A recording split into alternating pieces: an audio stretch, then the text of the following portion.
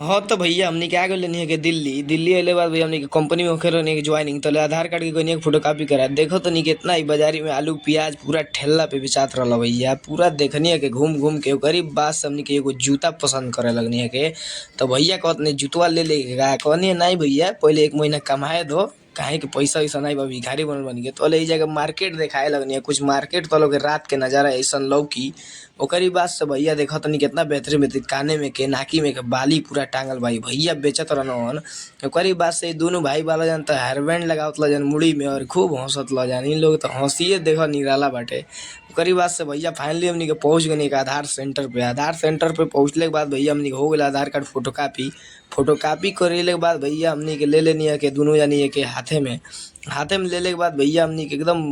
माने मन हो गया पूरा खुश। खुश भइले के बाद भैया हमनी के ब्लॉग हो गया खत्म ही जा रहा लोग अब लाइक करी और शेयर करी कमेंट करी इससे बढ़िया हमनी के वीडियो बनावे के।